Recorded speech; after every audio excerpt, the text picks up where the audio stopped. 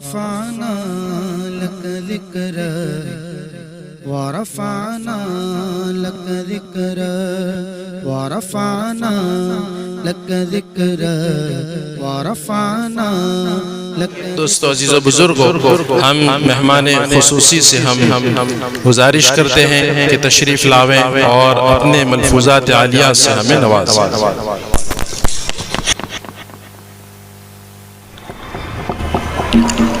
نحمده ونصلي على رسوله الكريم اما بعد. اعوذ بالله من الشيطان الرجيم.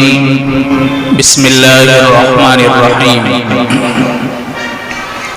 كنتم خير أمة أخرجت للناس تأمرون بالمعروف وتنهون عن المنكر وتؤمنون بالله. وقال النبي صلى الله عليه وسلم: يا أبا سفيان جئتكم بخير وكرامة الدنيا والآخرة، أو كما قال رسول الله صلى الله عليه وسلم. میرے معزز محترم پیارے میرے دوست نوجوان علماء کرام، میرے معزز دوست حاجی مقصود صاحب، حاجی اقبال صاحب اور بھی کئی میرے احباب ہیں، دوست ہیں، جان پہچان والے. نام کی تھوڑی لمبی فہرست ہو جائے گی. آپ بڑی محبت کے ساتھ تشریف لائے دینی مجلس میں، اور جیسے حضرت امام صاحب دامت برکاتہم نے آپ سے مجلس کے احترام کے بارے میں جو بات کہی، اس کے مطابق آپ ادب کے ساتھ بیٹھے ہیں. اللہ تبارک و تعالی آپ کے اخلاص کے بل بوتے پر آج کی مجلس کو قبول فرمائیں گے، اور اللہ تبارک و تعالی ہم سب کی انشاءاللہ مغفرت فرمائیں گے. میرے محترم بزرگوں، اللہ کے حبیب نے اس امت کو بڑی محنتوں سے بنایا ہے، بڑی قربانیوں سے اس امت کو امت بنایا ہے. صحابہ اکرام نے بڑی قربانیاں دے کر کے اس امت کو امت بنایا ہے. امت کسی خاص قوم کا نام نہیں ہے، امت کسی خاص علاقے کے رہنے والوں کا نام نہیں، بلکہ سینکڑوں ہزاروں قوموں سے مل کر کے ایک امت بنتی ہے. نبی کریم صلی اللہ علیہ وسلم نے فرمایا کہ جو قوم کامیابی کے راستوں پر چلتی ہیں، اللہ ان کو دنیا اور آخرت کی عزتیں عطا فرماتا ہے، اور جو قوم ناکامی کے راستوں پر چلتی ہیں، اللہ تعالیٰ ان کو دنیا کے اندر بھی ذلیل کر دیتا ہے اور آخرت کے اندر بھی خسارہ. یہود نصارہ کن کے اولاد ہیں؟ انبیاء علیہ السلام کے اولاد ہیں، نبیوں کی اولاد، یہود نصارہ. لیکن وہ تباہی کے راستوں پر چلے، اللہ نے ان کو برباد کر دیا. صحابہ اکرام کہاں پیدا ہوئے؟ بت پرستوں کے گھروں میں پیدا ہوئے. بتوں کو بنانے والے، بتوں کو تراشنے والے، لات، عزا اور منات اور حبل، ان کو دنیا کا رکھیوار کہنے والے ایسے گھرانوں کے اندر پیدا ہوئے. لیکن نبی کریم صلی اللہ علیہ وسلم کے لائے ہوئے پیارے دین پر وہ چلے، اللہ نے دنیا کے حکمرانی عطا فرمائی. جو قوم بادشاہوں جیسی صفات پیدا کرتی ہیں، اللہ تعالیٰ ان کو بادشاہی کے تخت تک پہنچا دیتا ہے. اور جو قوم گھٹیا حرکتیں کرتی ہیں، غلاموں جیسی، اور کسی میں مشغول ہو کر کے اپنی زندگیوں کو ضائع کر دیتی ہیں، اللہ تعالیٰ ان کی گردنوں میں غلامی کا توق ڈال دیتا ہے، اور اللہ تعالیٰ ان کو غلامی کے اندر مبتلا کر دیتا ہے. باقی نبی کریم صلی اللہ علیہ وسلم کے لائے ہوئے دین نے ہمیں دنیا کے اندر عزتوں کا راستہ دکھایا اور ترقی کا راستہ دکھایا. ابراہیم خواص رحمت اللہ علیہ بہت بڑے ولی ہیں. فرماتے ہیں کہ ایک بار میں جنگل سے گزر رہا تھا, مجھے ایک پادری ملا, نصرانی پادری. مجھے دیکھ کر کے میرے پاس آیا. وہ اس امید سے آیا کہ شاید ان کے پاس مجھے کھانے کے لیے روٹی مل جائے.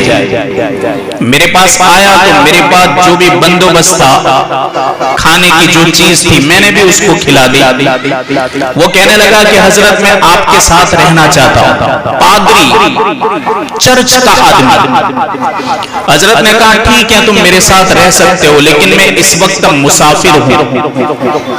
کہا کوئی بات نہیں, آپ کے ساتھ ہم بھی مسافر, دونوں مسافر. آپ جہاں جائیں گے ہم وہاں آئیں گے. دونوں نے سفر شروع کیا. چلتے رہے, وادیوں کو طے کرتے رہے. ایک دن گزرا, 2 دن گزرے, 3 دن گزرے. کھانے کی چیزیں تھی وہ ختم, پورے ہو گئے. پادری کہنے لگا کہ آپ محمدی ہیں, حضرت محمد صلی اللہ علیہ وسلم کے امتی ہیں, تو آپ کوئی کرامت تو ظاہر کرو. کہا کیا کرامت ظاہر کروں؟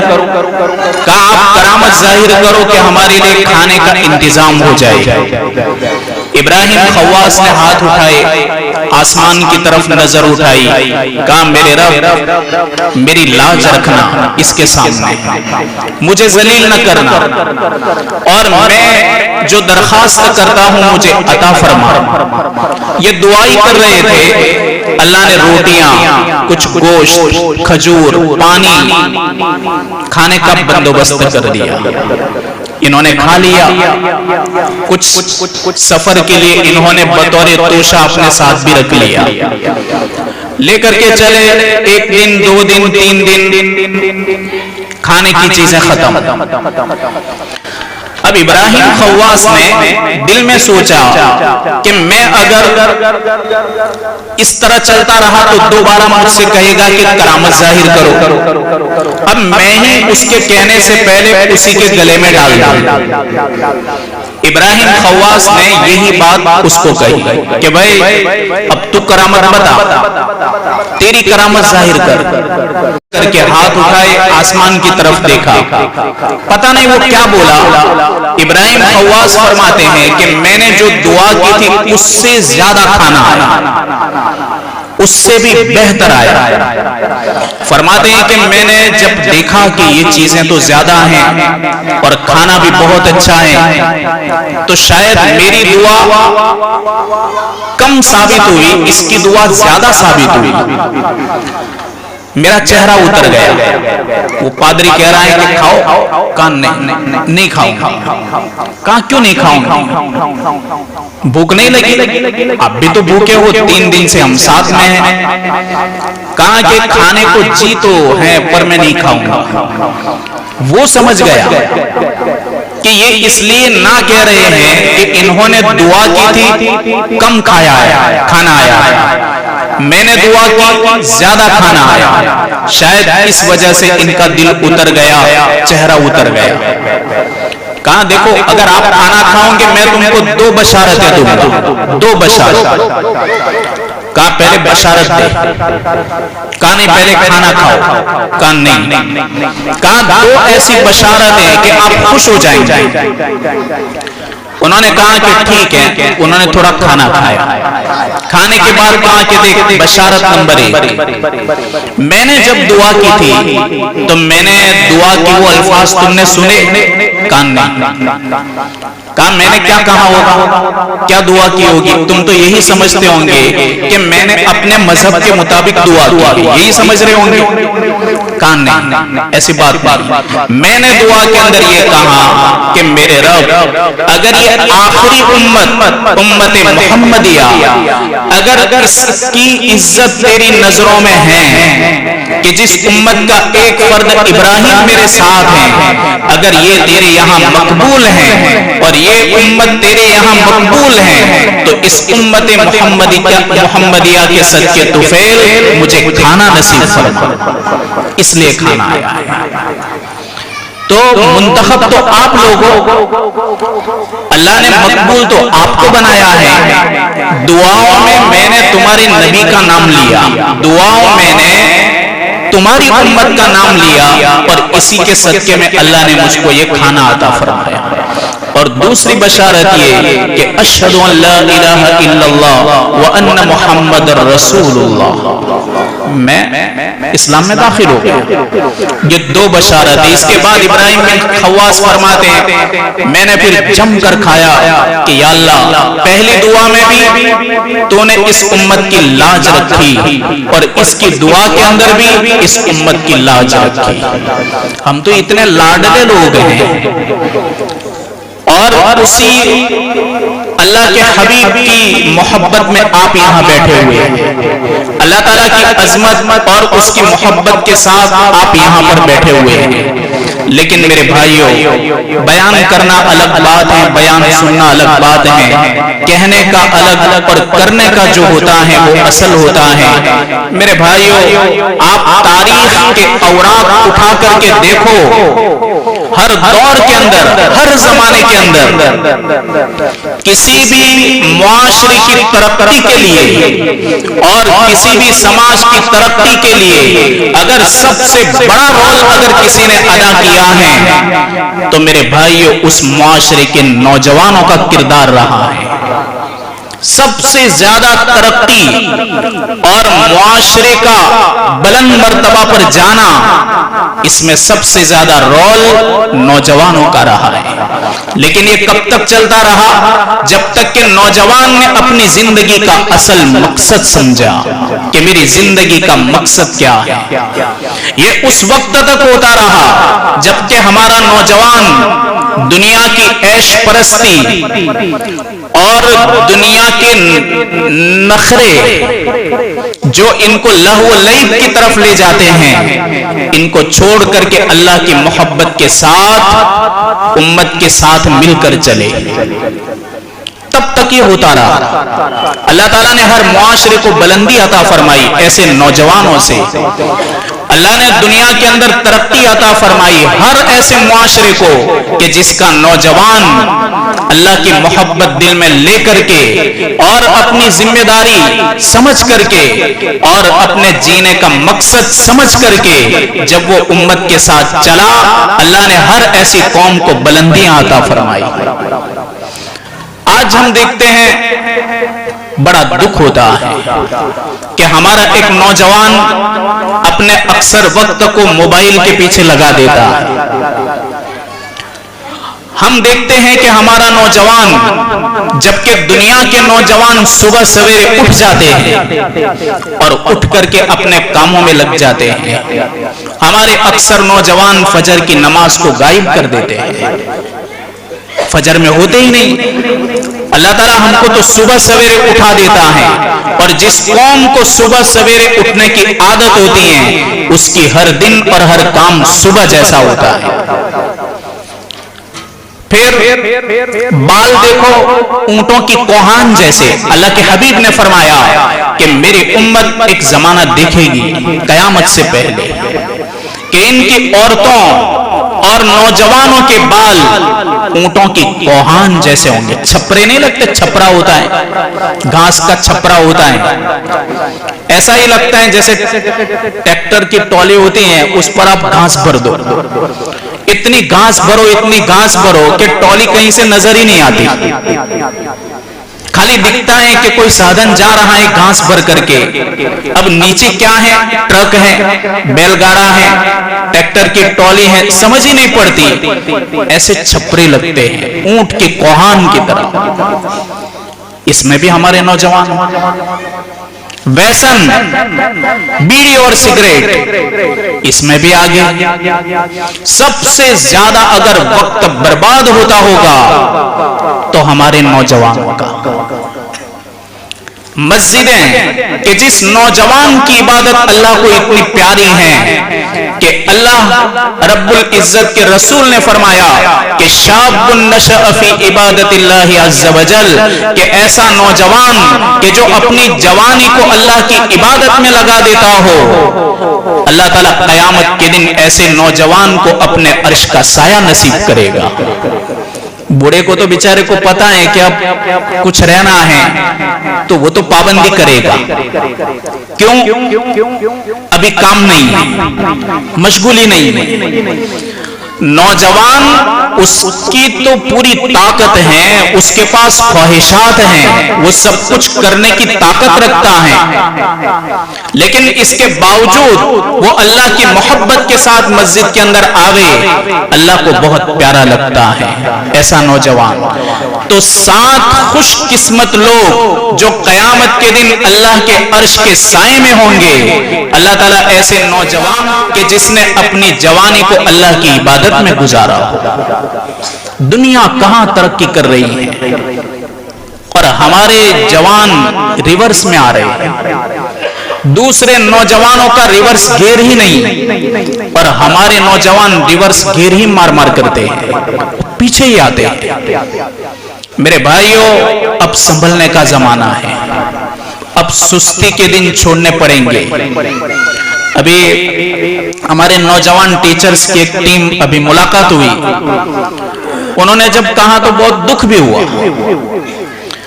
کہ ہمارے یہاں ہم نے ایسے بچے دیکھے کہ جو 8ویں کلاس 9ویں کلاس 10ویں کلاس پڑھنے والے بچوں کو نام تک لکھتے نہیں آتا. جن بچوں کے بھوش اور فیوچر کے لیے اس ملک کی سرکار کروڑوں خربوں روپے خرچ کر دیتی ہیں, لیکن یہ بچہ نام نہیں سیکھ پاتا. لعنت ہے ایسے ایجوکیشن کے اوپر کہ اتنے کروڑوں خربوں پیسے خرچ کرنے کے باوجود ہمارا نوجوان جبکہ وہ 15 سال کا ہو چکا, 20 سال کا ہو چکا, اور وہ اپنا نام نہیں لکھ سکتا. ماں باپ کو بھی پتا نہیں کہ ہمارا نوجوان اسکول میں کون سی کلاس پڑھتا ہے, ماں باپ کو بھی معلوم. یہ بیچارے چھوٹی چھوٹی تنخواہوں میں, جب تمہارے یہ بچے معصوم جب اپنا قدم مدرسوں کے اندر رکھتے ہیں, امت کے پیسوں کو کبھی انہوں نے برباد نہیں کیا, امت کے پیسوں کو کبھی ضائع نہیں کیا. وہاں ہزاروں کی تعداد میں سیلری لینے کے باوجود تمہارے بچے کورے رہتے ہیں, کوری سلیٹ کی طرح رہتے ہیں. ایجوکیشن تو ایک طرف کی بات ہے, انہیں اخلاق بھی نہیں آتے, تمیز بھی نہیں آتی. تو کیا سکھایا انہوں نے اسکولوں کے اندر, کیا ترقی دی ہمارے بچوں کو؟ ہمارے بچوں کے مستقبل کا آپ کیا سوچ رہے ہو؟ ابھی تو ضروری ہے کہ ہمارا نوجوان تعلیمی میدان کے اندر اتنا آگے بڑھنا چاہیے کہ آئی ایس اور آئی پی ایس اس کی جب ایگزام ہو تو ہمارا نوجوان اس لیول تک جانا چاہیے.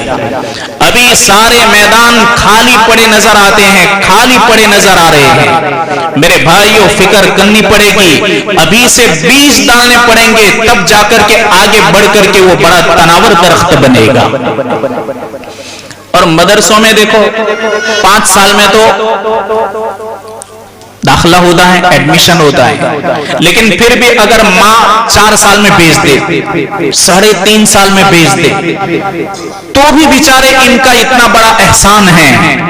1 سال اگر تمہارا ننھا منا لڑکا رہ گیا مدرسے کے اندر, صرف 1 سال, تو آپ اگر کروڑوں روپے بھی خرچ کرو تو تمہارے کروڑوں روپے کا حق وہ ادا کر کے دے دیں گے. کیوں؟ دل میں عظمت ہے, ان کو اپنے بچے سمجھ کے پڑھاتے ہیں. وہاں صرف تنخواہ مطلوب ہے, تنخواہ, اور ہمارے بچوں کی کوئی پڑی نہیں. دیکھو سرکاری اسکولوں کی پوزیشن دیکھو, کیا دیا ان اسکولوں نے ہمیں. میرے بھائیوں, ایسے نوجوان ہمارے ٹیچرز اگر محنت کریں تو کم سے کم ان کی حوصلہ افزائی کرو, حوصلہ افزائی کرو. ان کو پوچھتے رہو, اسکول میں جا کر پوچھو کہ ہمارا لڑکا کیسا ہے پڑھنے میں لکھنے میں, وہ کیا پڑھتا ہے. ان پر پریشر بناؤ, ٹیچرز کے اوپر پریشر بناؤ تاکہ انہیں پتا چلے کہ ہم جس ملک کی سیلری لے رہے ہیں اس ملک کے عوام تعلیم کا حساب مانگ رہی ہے. انہیں پتا چلنا چاہیے. اب ماں باپ ہی اگر سو جائیں گے تو پھر لڑکے کہاں جائیں گے؟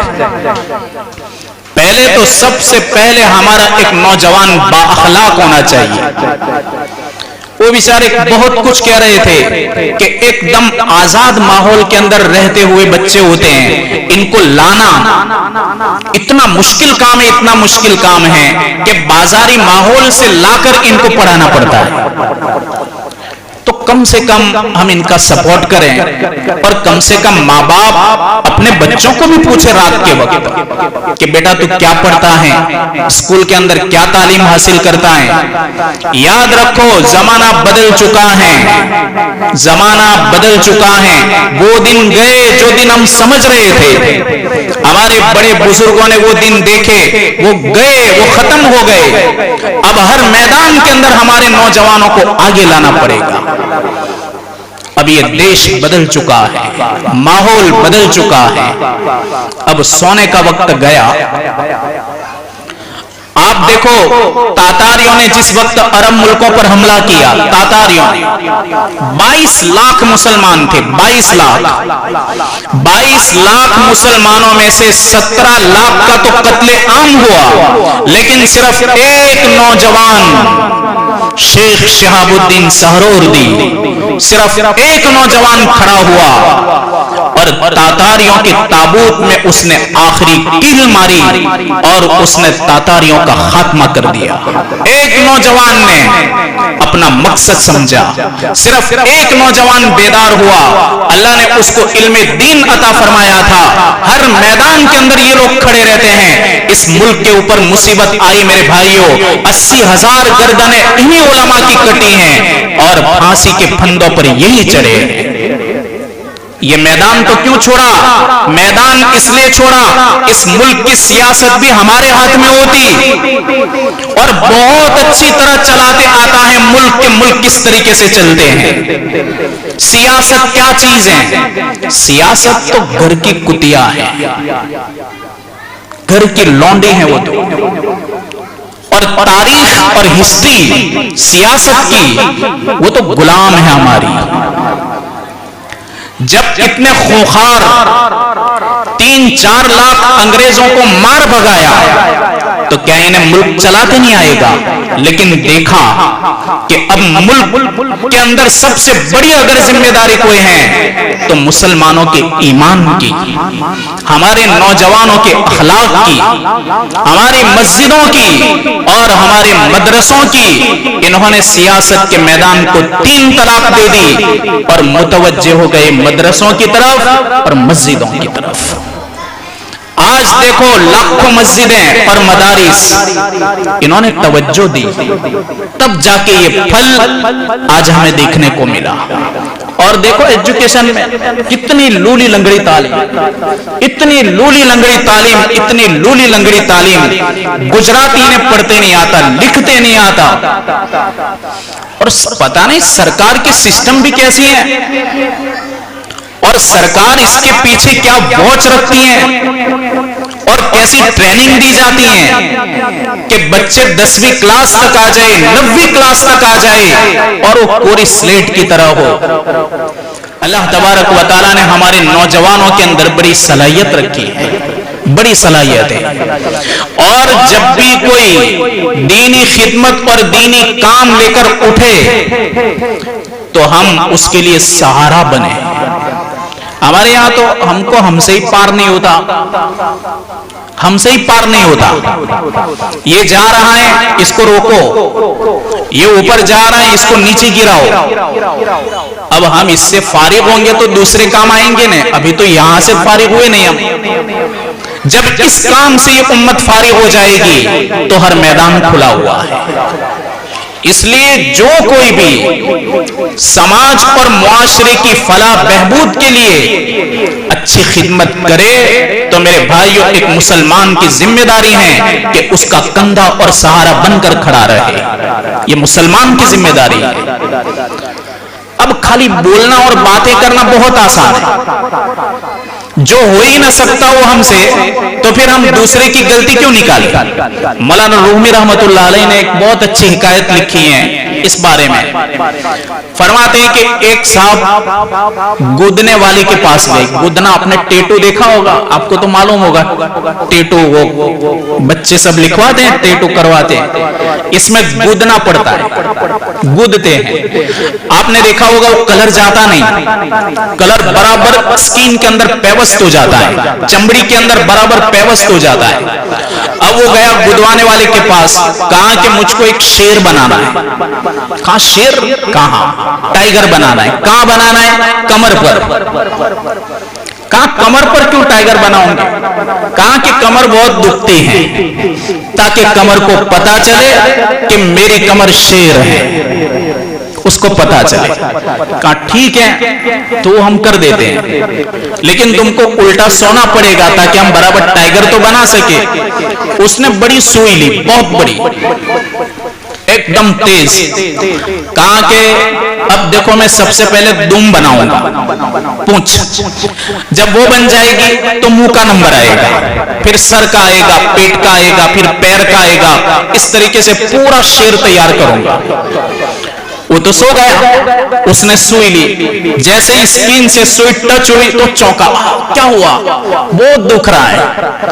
کہا تم کیا کر رہے ہو؟ کہا کہ میں نے پہلے تو کہا کہ میں دم بنا رہا, تو کیا بولا ہو؟ دم رہنے دے یار, ویسے بھی اس کو کہاں مکھیاں اڑانی ہے. تو کہا ٹھیک ہے چلو دم بغیر کا شیر بنائیں گے, دم بغیر کا. کہا ٹھیک ہے تو اب منہ سے شروع کرتا ہوں. تو اس نے جیسے ہی سوئی ٹچ کی تو چونکا.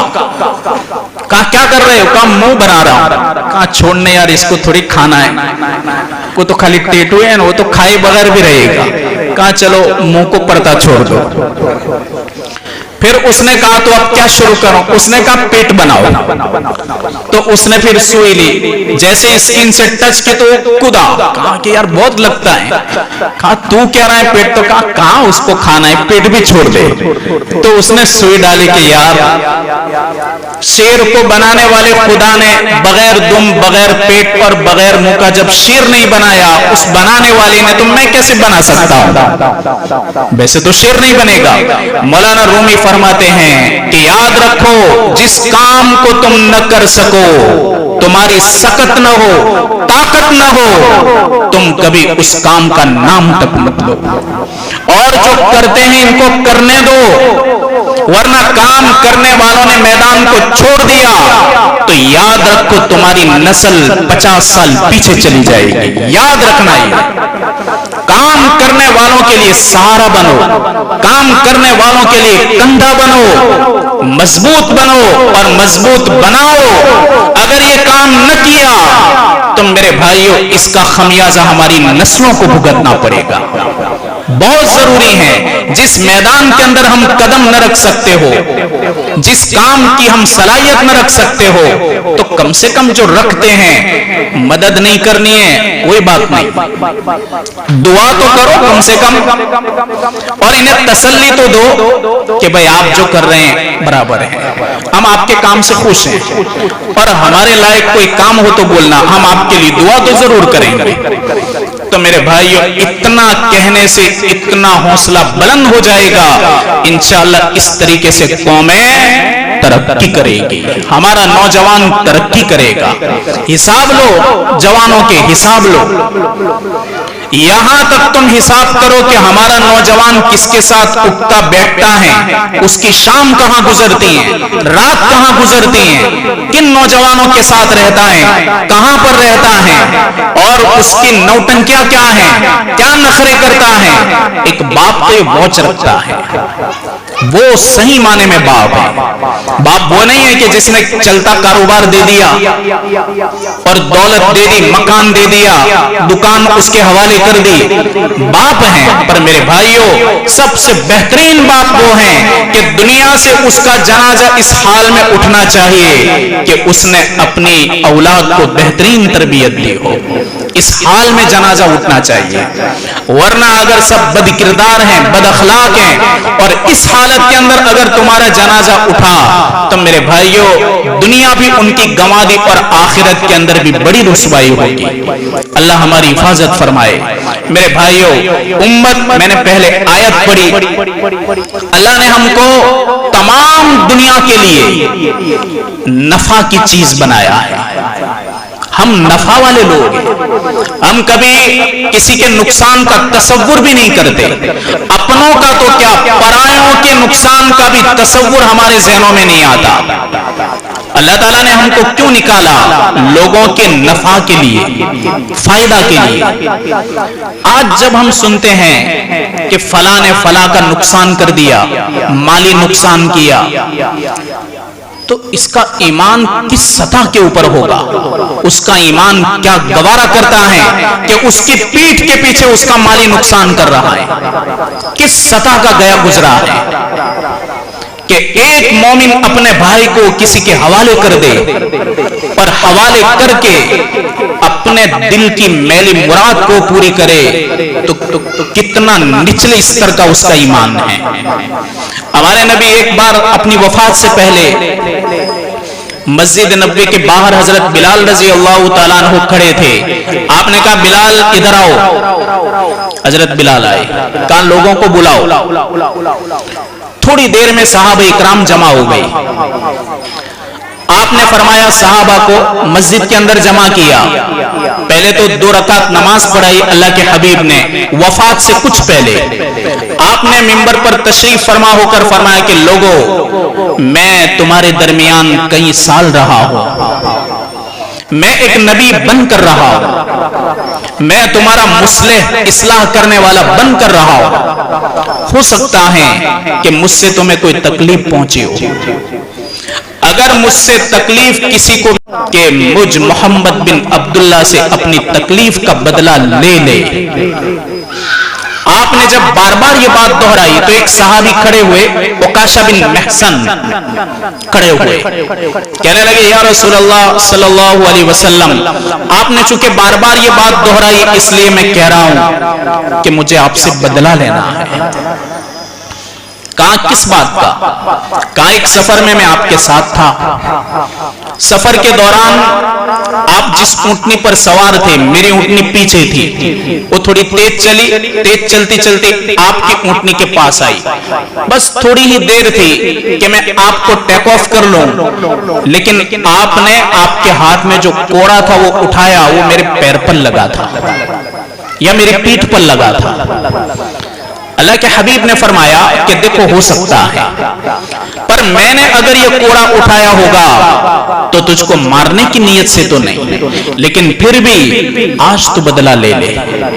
میرے ہاتھ میں سفر میں کون سی چھڑی ہوتی ہے لکڑی، وہ میرے پاس ابھی بھی ہے. آپ نے بلال سے کہا کہ بلال جاؤ میری بیٹی فاطمہ کے گھر جاؤ اور اس سے کہو کہ ابا جو چھڑی اپنے سفر میں ساتھ رکھتے ہیں وہ چھڑی مجھے دو. بلال حبشی، کتابوں میں آتا ہے بلال حبشی جب نکلے تو ان کا سر، ہاتھ رکھا سر پر، بڑے حیران تھے کہ یہ آدمی آج اتنے بڑے مجمع میں میرے نبی سے بدلہ لینے والا ہے، اور اس کے دل نے کیسے گوارا کیا. بلال حبشی گئے حضرت فاطمہ کے پاس، کہنے لگے کہ فاطمہ آپ کے ابا نے وہ چھڑی اور لکڑی منگوائی ہے جو آپ سفر میں رکھتے ہیں. حضرت فاطمہ نے کہا کہ اب ابا کو کیا ضرورت ہے، انہیں سفر کرنا ہے. کہا نہیں سفر نہیں. ایک بات پیش آئی ہے تو عکاشہ بن محصن چاہتے ہیں کہ ایک بار جو ان کو وہ چھڑی لگ گئی تھی تو بدلہ لینا چاہتے ہیں. آپ کے ابا نے اعلان کیا. سمجھو میرے بھائیوں، یہ وہ نبی ہیں کہ لولا کلمہ خلقت الافلاق، اگر یہ نبی نہ ہوتا تو یہ ستارے، یہ کہکشائیں اور یہ کلسٹر اور یہ سپر کلسٹر اور یہ آبزرویبل یونیورس اور یہ گیلیکسیز کبھی وجود میں نہ آتا، کائنات کبھی وجود میں نہیں آتی. آج وہ امام الانبیاء اس آدمی کو بدلہ دینے کے لیے تیار ہے. بلال لکڑی لے کر آئے، آپ کے ہاتھ میں دی. آپ نے عکاشہ سے کہا کہ عکاشہ لو. کہا آپ کیا کروں گے، کہاں ماروں گے؟ کہا یا رسول اللہ آپ سے مجھ کو لگا تھا اس وقت میری باڈی پر کپڑا نہیں تھا، چادر نہیں تھی، آپ کی باڈی پر چادر ہے۔ تو کہا ٹھیک ہے چادر ہٹا لیتا ہوں۔ آپ نے اپنی پیٹھ سے چادر ہٹائی، مجمع تھا صحابہ کا، زارو قطار رو رہا تھا پورا مجمع۔ ہمارے نبی نے فرمایا کہ لے بھائی مار لے، تو عکاشہ بن محصن نے اپنی لکڑی کو رکھ دیا اللہ کے حبیب کی، اور اپنے سینے مبارک کو آپ کی پیٹھ مبارک سے ٹچ کیا اور مہر نبوت سے بوسہ لیا۔ کہا کہ یا رسول اللہ صلی اللہ علیہ وسلم پوری زندگی مجھ سے کبھی بھی یہ کام نہ ہو سکا، میں نے کسی طرح لگا تھا ضرور، لیکن آپ وہ چلانا چاہتے تھے اونٹنی کے لیے، لیکن میرا پیر بیچ میں آ گیا تھا، مجھے خالی آپ کے بدن مبارک سے میرا بدن ملانا تھا، تاکہ جس بدن کے ساتھ آپ کا بدن مل جائے وہ بدن ایسا ہے کہ اس پر جہنم کی آگ حرام ہو جاتی ہے۔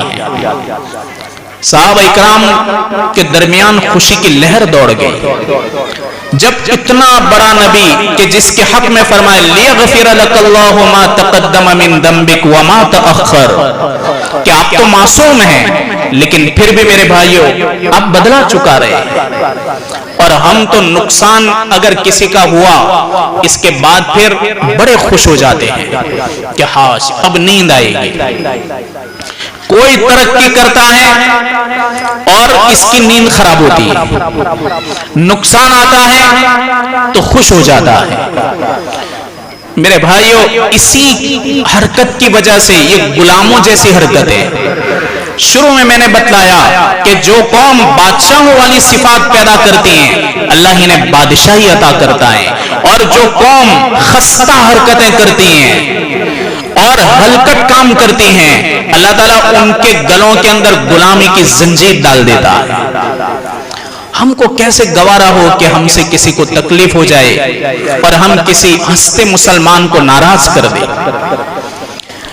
اتنے بعض مرتبہ تو اتنا دل کے اندر بغض اور عداوت ہوتا ہے کہ کسی کی خوبی کو عیب بنا کر پیش کرتے ہیں۔ خوبی تو خوبی ہوتی اور خوبی کو تو خوبی کے انداز میں پیش کرنا چاہیے، خوبی عیب نہیں ہوتی، لیکن اس خوبی کو بھی ہم عیب بناتے، عیب بنا کر پیش کرتے۔ پھر ہر آدمی کا اچھا کام ہم کو کیسے نظر آتا ہے؟ عیب والا نظر آتا ہے۔ جیسے ایک حبشی کہیں جا رہا تھا، اس نے کوڑا کرکٹ یعنی اکڑا ہوتا ہے، اس کو کوڑا کرکٹ کہتے ہیں، وہاں پر ایک کانچ کا ٹکڑا تھا، آئینہ، اس نے آئینہ دیکھا تو کالے حبشی نے جب آئینہ دیکھا تو اندر کیا دکھے گا؟ کالا حبشی دکھے گا نا، آئینے میں جو شکل سامنے آئے گی وہی دکھے گی۔ تو حبشی نے اندر دیکھا، کیا کہنے لگا؟ بدبخت تو کتنا کالا ہے، ڈالنے والے نے اسی وجہ سے تجھ کو ڈال دیا کہ تو کالا ہے۔ اب اس کو پتا نہیں کہ کالا کون دکھ رہا ہے، وہ خود دکھ رہا تھا، لیکن وہ کہہ رہا ہے کہ اب پتا چلا کہ تجھے ڈالنے والے نے کیوں ڈالا، اس لیے ڈالا کہ تو کالا ہے۔ تو کبھی پھر ایسا ہوتا ہے کہ ہر آدمی کی اچھائی ہمیں برائی نظر آتی ہے۔ اللہ کے حبیب نے ایسی جماعت اور ایسا سماج تیار کیا تھا کہ وہ ایک دوسرے کے مال کا بھی احترام کرتے تھے۔ مسجد نبوی کے پڑوس میں ایک مکان تھا، عباس ابن عبد المطلب اللہ کے حبیب کے چچا، ان کا مکان تھا۔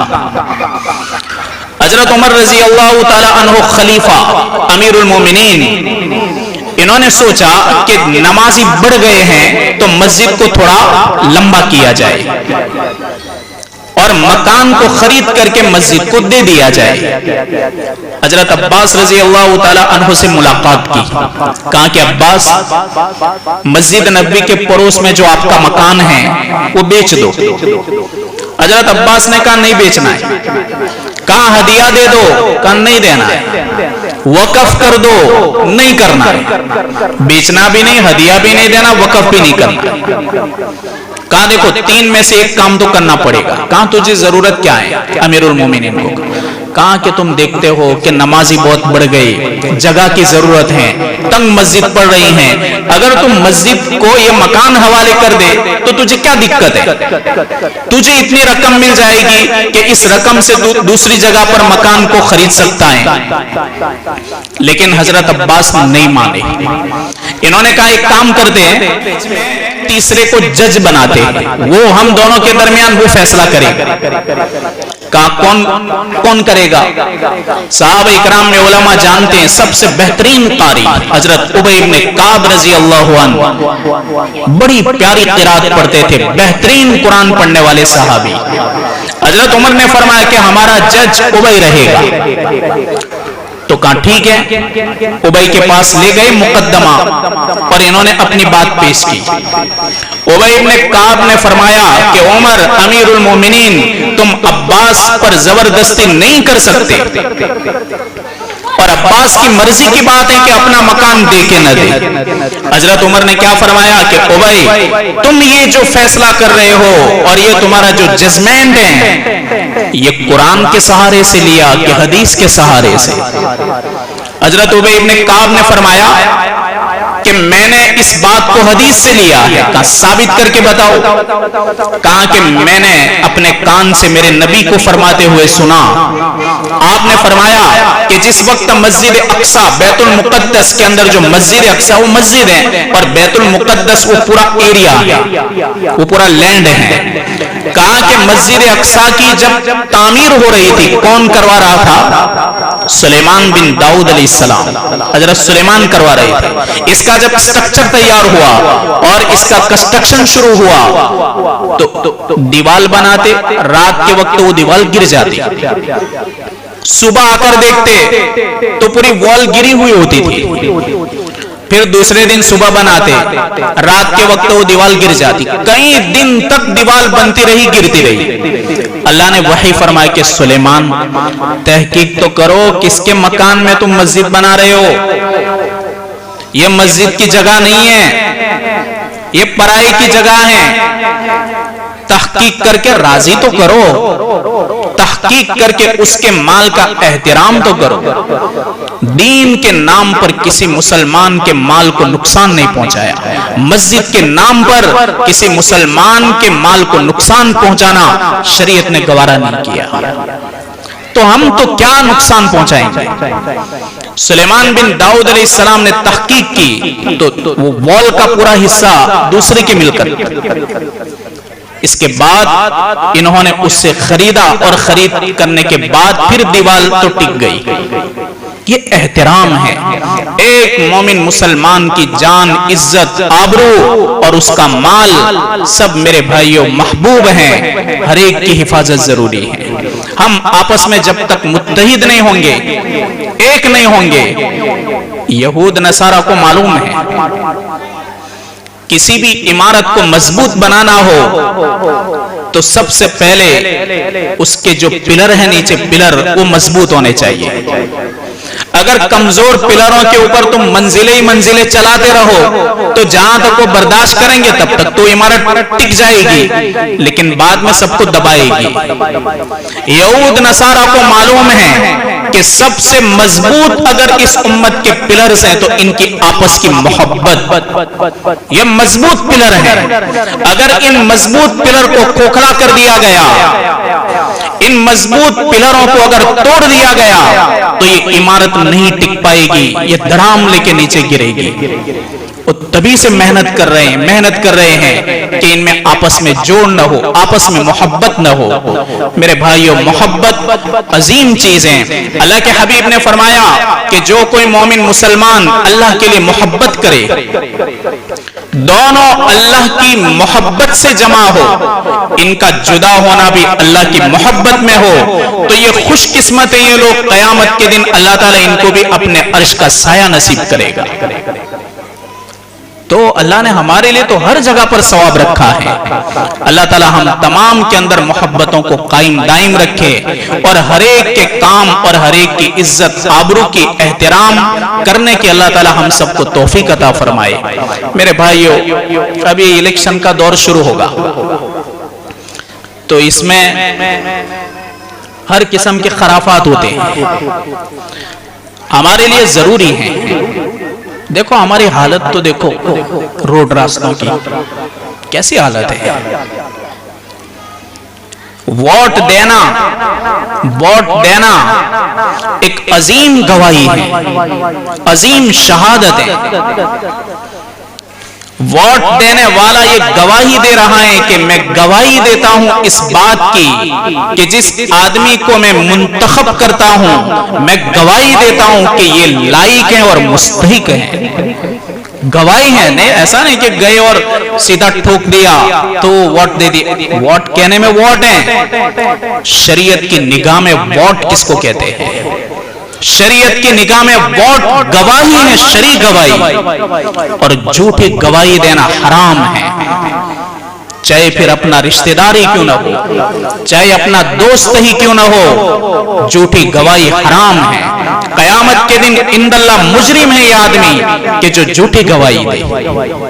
ہم اس کی وقات کو سمجھے، اس کی ویلیو کو سمجھے کہ میری اس گواہی کی وجہ سے اگر جھوٹی ثابت ہوئی، اس کا خمیازہ امت کو بھگتنا پڑے گا۔ ہم بہترین جو پڑھے لکھے ہوں، سمجھدار ہوں، سنجیدہ ہوں، امت کا درد ہو، احترام ہو، ادنا سے ادنا، امت کے اندر کوئی ادنا نہیں، لیکن یہ ہم بولتے ہیں کہ ہر ایک کی آواز کو سننے کی سکت ہو اس کے اندر، اور رات ہو کہ دن ہو، ہر وقت جب کسی کو کوئی ضرورت پیش آئے تو ضرورت کے وقت وہ حاضری دینے والا ہو۔ ایسے لوگوں کو ہم اپنا نمائندہ بنائیں کہ جو ہمارے خود کی بھی فکر کریں، ہمارے بچوں کی بھی فکر کریں، ان کی تعلیم اور ایجوکیشن کی بھی فکر کریں۔ جب میرے بھائیوں یہ تعلیم آئے گی تو پھر اس کی وجہ سے ہمارے اندر یہ بھی بیداری آئے گی، ہمارے اندر یہ بھی ہوشیاری آئے گی۔ تو ہم ایسے ماحول کے اندر سمجھدار لوگ ہیں، ماشاءاللہ یہاں بھی ایک سے ایک لوگ ہیں، اچھی طرح میں پہچانتا ہوں کہ رہتے یہاں ہیں اور ان کا نام کہیں نہ کہیں لیا جاتا ہے، رہتے یہاں پر ہیں اور نہ جانے کون سی قومیں ان کو پہچانتی ہیں، پہچانتے ہم، وہاں جاتے ہیں تو ان کا نام لیا جاتا ہے۔ ایسے باصلاحیت لوگ اللہ نے یہاں پیدا کیے ہیں، ایسے باصلاحیت جوان ہمارے شہر کے اندر ہیں۔ اللہ ان کے کاموں کو قبول فرمائے اور ان کی عزت اور ان کا احترام کرنے کی ہمیں توفیق نصیب فرمائے۔ ہمارے پاس تو نوجوان علماء ہیں ماشاءاللہ، مجھے تو بڑی خوشی ہوتی ہے۔ اللہ نے ابھی چھوٹی چھوٹی عمروں کے اندر اللہ نے یہ میدان ان کے حوالے کیا ہے۔ ہم ان کو عزت کی نظر سے دیکھیں، احترام کی نظر سے دیکھیں۔ یاد رکھو تعلیم دینا وہ الگ بات ہے، تعلیم کے ساتھ تربیت دینا بہت بڑی بات ہے۔ نرے کورے علم سے کچھ نہیں ہوتا، کورے ایجوکیشن اور پوری تعلیم سے کچھ نہیں ہوتا۔ جب تک تعلیم اور تربیت جب دونوں ملتی ہیں تمہارے بچے کوہ نور ہیرے بنیں گے۔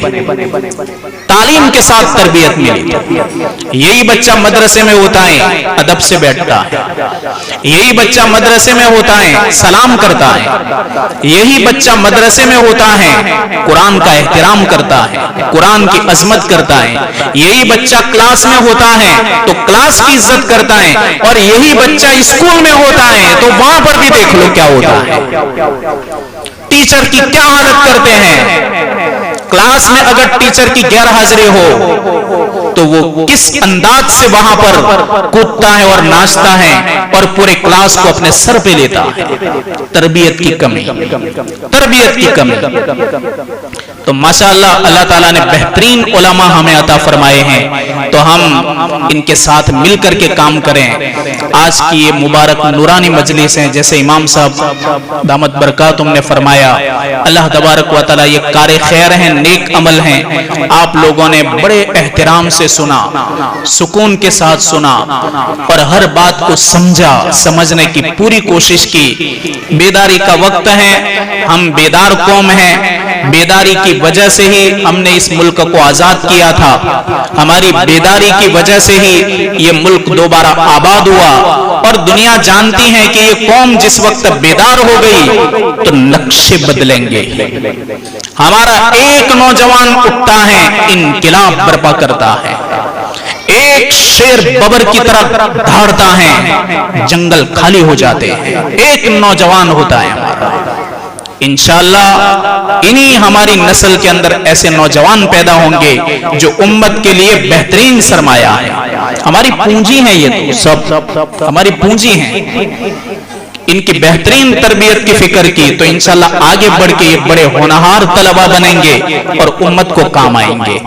تو آج کی اس نورانی مجلس اور کار خیر کا ثواب اللہ تعالی ہمارے مرحومین کو عطا فرمائے، اور اللہ تعالی ان کی قبروں کو نور سے منور فرمائے، اللہ تبارک و تعالی ان کی قبروں کو جنت کا گھڑا بنائے، ٹکڑا بنائے، اور اللہ تعالی ان کی مغفرت فرمائے۔ خاص کر حاجی مقصود صاحب کی والدہ، اللہ تعالیٰ ان کی بھی مغفرت فرمائے، اور انہوں نے خاص 2-3 بار مجھ کو پہلے بھی کہا تھا، اور بڑے فکر مند ہیں، آپ لوگ بھی بڑے فکر مند ہیں، اللہ تعالیٰ تمام کی محنت کو قبول فرمائے۔ آج کی اس مبارک مجلس کے اندر جن نوجوانوں نے جو بھی کام کیا، اللہ تعالیٰ ان کے کام کو، ان کی خدمت کو قبول فرمائے۔